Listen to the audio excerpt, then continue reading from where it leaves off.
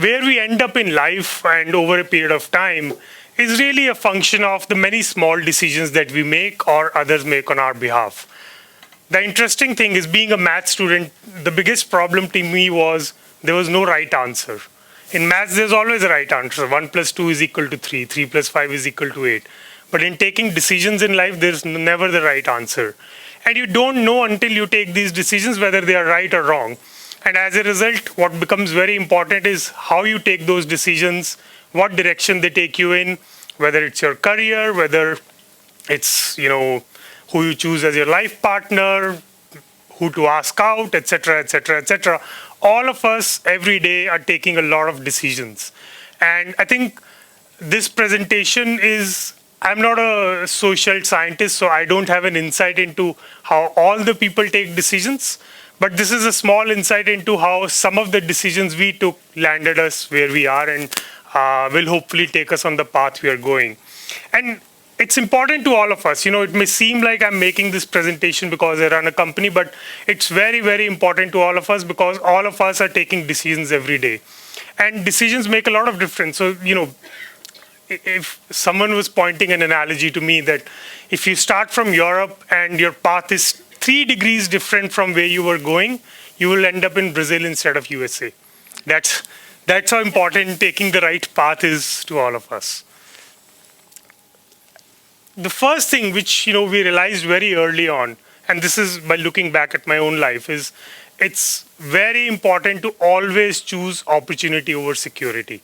When I was growing up myself, most of my friends whose parents were business people, they were taught from day one by their parents that, hey, guys, do what you want to, study whatever you want to, eventually you have to handle our business. This is where my parents made a big difference in my life. They always told me, my friend, our own business is the last. If you're unable to do anything in life, then maybe come back and we'll let you handle our business. But you really have to choose for yourself. And that's how, instead of pushing me to settle down and run their business, they pushed me always to do and find what I wanted to do, which is why I know as parents, it's very hard to send their student or send their kids to hostels at an early age, which is why they pushed me out to DPS, which is why when, after IIT Delhi, I got a job in the US, where most people in my town, I think there were only 2 people who've ever gone to IIT from the town where I belong, and almost no one had ever gone to the US with a $1 salary. When I told my parents that, hey, I want to give that up and start a business with, like a pretty weak business plan and no funding, etc., etc., they were extremely supportive because they said, choose what you want because even if you fail, we know that you would have made your own choices and you'll never regret the choices that you made. So to me, whenever we, as a person or as a company, whenever we are making decisions, we always keep this in mind. It's always easy, it's always safe to, go on the beaten path because you know what to predict. But true success only comes when you go after something that has never been done and when you choose opportunities over security. Next thing, and this is a place where I see, especially in India, a lot of us go wrong, is we tend to overanalyze. Always. The moment you want to take a decision, you start overthinking of all the things on the planet that can go wrong. I don't know how many people here have done bungee jumping ever. I have. So one of the tricks that they follow in bungee jumping, and I've seen this 3-4 times because I went there 3-4 times. The moment you get to the ledge, they don't let you think. They say 1, 2, 3, go. Because they know the moment you look down, you'll just never jump. It's so scary because the moment you start looking down, your brain knows that hundreds of thousands of people have done this before. No one has ever died, but still your brain will convince you that something will go wrong. And it's very important to not let your brain convince you like that. Many people ask me, how is it to start a company? And I tell them many times that, starting a company is very similar to asking a girl out. If you overthink, you'll never do it. You got to do it in the first 5 seconds. Make up your mind and just jump into it. Don't overthink, because your brain will convince you to do otherwise. This is a photo of me, by the way, long back. But that's another very important thing to keep in mind, that once we've decided, it's very important for us to stick with our decisions. Nothing happens on day one. Things go wrong all the time in any decision you make. And I've seen this mostly, I don't know how many people here have ever tried to lose weight. Many people. One of the things I've seen with people who try to lose weight, including I used to weigh 107 kgs, by the way, all through till college. One of the things that I've seen with people who try to lose weight is somehow they will start trying to lose weight, they'll start a new exercise regime, or they'll start a new diet plan, and 10 days later, they'll be extremely frustrated because their weight is not going down. And they'll look at the scale every day, and they'll, I'm trying so hard. It's been 10 days, it's been 15 days, it's been 30 days, my weight is not going down. The problem is, you are not overweight because you ate too much last week. You're overweight because you've been doing this for many, many years. It's not gonna go away in 30 days, or 7 days, or 10 days. You gotta stick with it. And most of the times, things go wrong the first time. It doesn't work. Even when we started the company, the first, I don't know how many people know, but the first idea we as people started with was of a coupon booklet. We used to get all these coupons from retailers, print them into a booklet, wanted to sell the booklet to end consumers. Because we were entrepreneurs and we were very hopeful that this is the billion-dollar idea, we printed 50,000 copies of the booklet. We sold 7 in the first 10 days. It just, it's very important for us to stick to our decisions. Results almost always follow the right actions. What is very important for us to do is that once we've made a decision, let's stick to it. Let's keep doing the right thing. Even, why I put this picture up is because this is a picture of me running a half marathon about 3 years back. Why I put this picture is because I also kept trying to lose weight all my life. And finally, I think the realization dawned on me is that let me stop worrying about how much weight I've reduced. Is eating right good for my health? Yes. Is exercising every day good for my health? Yes. So let me keep doing it without worrying about whether it's reducing, not reducing by half kg, 1 kg, 2 kg. And when I internalize that into a lifestyle, over a 3 to 6 month period, my weight started going down. And then I lost about 27 kgs in a matter of a year and a half. So I think a very important realization for me was it's extremely important for us to stick to our decisions. Next thing is to not leave any regrets in giving it everything that we got, everything. My father always used to tell me since I was a child that, son, don't worry about results. Worry about only one thing. Have you given it the best you can? And that's a very tricky statement to make. The best you can is so subjective. Like, where do you stop? Because the best you can always be better than what you've already done. And you keep trying till the time you've just completely exhausted yourself. Many people see, that, hey, these guys started a company, it became so large, it's so successful, etc., etc., etc. But what people don't see is the pain and the blood and the sweat that went into creating that.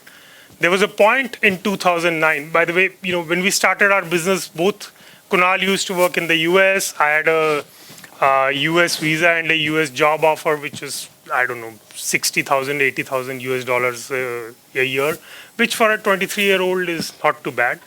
Both of us started our business. Our first office was a basement of a house in Kirtinagar Furniture Market, where the rent was 17,000 rupees.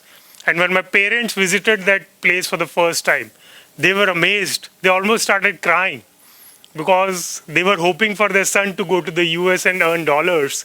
Here their son is sitting in the basement of a Kirtinagar house, paying 15,000 rupees in rent. And after we started the business, for the first 3 years, nothing worked, nothing at all. We put in all our savings, all the money that we could borrow from our parents into the business. And in 2009, we got to a point where we had only 23,000 rupees left in the company's bank account, and we had to pay 5 lakh rupees of salaries the next day. That was a point of decision for us. We could have said that, hey, both of us are very well educated. Kunal went to Wharton, I went to IIT. Both of us, we knew that we'll not die poor or hungry. We'll hopefully get a job somewhere.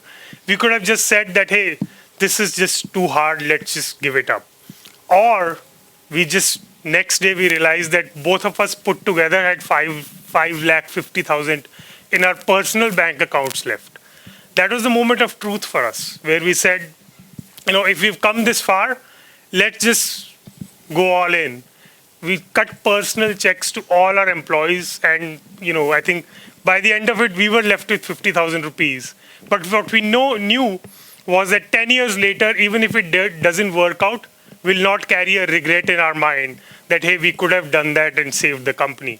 Thankfully, post that, a month later, we raised our Series A of $2 million, and over a period of time, things started moving fast. And the last thing, which is also extremely important, is to dispassionately keep evolving yourself. How many people know Andy Grove or have heard the name? He was the CEO of Intel for many, many years. For those who don't know, Intel earlier used to be a company that used to make only memory cards and RAMs. It was far later that they started into the business of making microprocessors. Andy Grove had a very famous saying. He wrote this book, which is pretty fantastic. I think everyone should read it. Only the Paranoid Survive. He made a very interesting statement that every few months, all of us senior managers used to get into a room and look at our company's strategy and say, do a very interesting exercise that, hey, look, wish all of us got fired one day and a completely new management was to come and run our company. What are the decisions they would take? And many times they'll be very different from what we would take, because we would be too attached to the decisions that we've already made and too passionate to let go of some things which we may have done, which may no longer be relevant, which will not be giving up. Similar to, many of the telephone companies, many of the camera companies who just were not willing to accept the fact that there are digital cameras now. People don't want to use rolls anymore. We had a similar challenge in our company back in 2011 end. We used to run a coupons business, which was extremely successful. We had 70% market share. We had raised $40 million already. Our company was valued at $200 million. Everyone was super excited that, hey, guys, you guys are doing a fantastic job. Stay at it. Keep growing. But for some reason, we were realizing that even though we are very successful at the business that we are building and we have dominant market share at 70%, the market in which we are playing is very small. Even if we put in all our energy and everything into it, even then, 10 years later, we don't think it'll be a large business and we'll not be able to provide the right return for either our employees or shareholders, because the space is not large enough. And even though we worked very hard over the last 2-3 years to build this business, just over the next 10 years, it's not going to be large enough. And that's when we realized that if we start a product marketplace, which is what we realized from our visit to China, it's a much larger space and we can keep building a very large business over a period of time. It was a very hard decision. We came back from there and we shut down a business which we had 70% market share in, just because we thought it doesn't have a future for the next 10 years. And it's very important, time and again, we keep telling ourselves as a company, we need to keep reinventing ourselves, because if we don't, someone else will reinvent and run over us. So it's very important for us to be very dispassionate in destroying our own decisions if we think they are no longer relevant for today's time. So this is a short summary of what I've learned in terms of making decisions in my own life. Always choose opportunity over security. Do not overthink. I'll repeat, this is very important. Stick with your decisions. Leave no regrets in giving it everything that you have.